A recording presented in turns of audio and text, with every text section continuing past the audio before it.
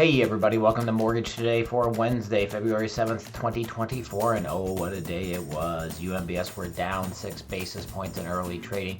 Stock futures rose and bonds fell a record 42. Stock futures rose and bonds fell before a record $42 billion sale of 10-year Treasuries, with investors also awaiting a handful of Federal Reserve speakers for clues on the interest rate path.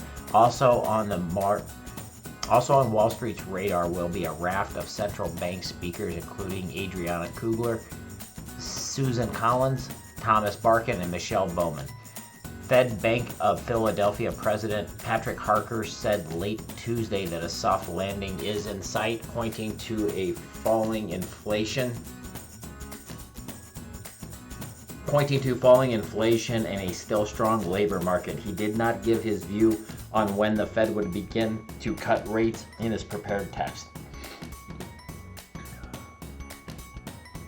New York Community Bank, the parent of Flagstar, sold off more yesterday. Moody's had cut the bank's debt to junk and the stock down by 66% over the past 5 days. The other regional banks are starting to get sold off, as well as problems in office are expanding to multifamily. The pain for New York Community Bank seems to be the company-specific.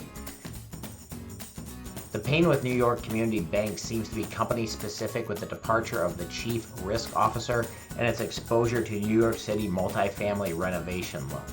More on commercial and renovation later. We are starting to see delinquencies pick up on the consumer side in the fourth quarter of 2023. Credit card delinquencies approached 2020 levels, and you will have to go back to the Great Recession to see similar DQ numbers. After several days of heavy volatility, the bond market is drifting into a sideways daze, lulled to sleep by the repetitive tones of multiple Fed speakers. One after another, they're saying the same version of the same thesis. Good progress on inflation, but we need more. Might cut in 2024, but not yet. Surprisingly good financial economics gives us time to decide, etc. Bonds have clearly heard it all before, which is why they didn't care about Powell saying this stuff last week. NYCB headlines are worth temporary volatility, but not lasting changes. The largest ever 10-year auction passed without a trace. The UMBS ended the day down 17 basis points at 100.88. So at 100.88 puts us down here, which is underneath that 25 and 50-day moving average, which are conjoining upon each other. And we still got that really strong Fibonacci up there at like 101.32.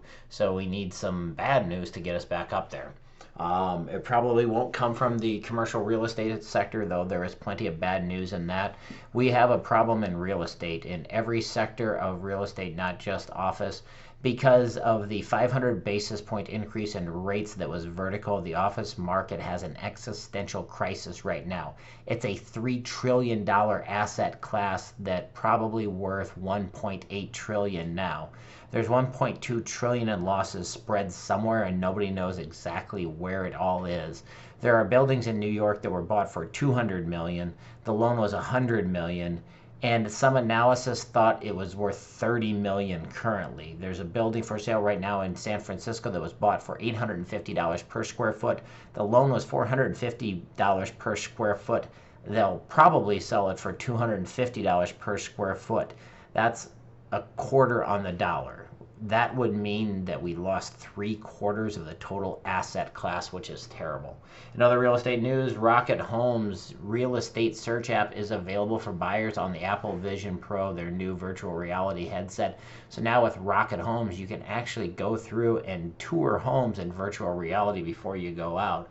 So that'll help out Rocket. And other things that could help out Rocket is another lawsuit. So UWM is suing another mortgage company. This time it's Atlantic Trust Mortgage Corp, for submitting 71 loans to rival Rocket Pro TPO. I heard a interview about this. They contend that they were actually on a 60-day trial period with UWM, where UWM said that they would suspend their ultimatum clause to try UWM for a while. And then when they decided not to go with UWM, they sued them. At least that's what Atlantic Trust alleges. We'll have to see how this one plays out.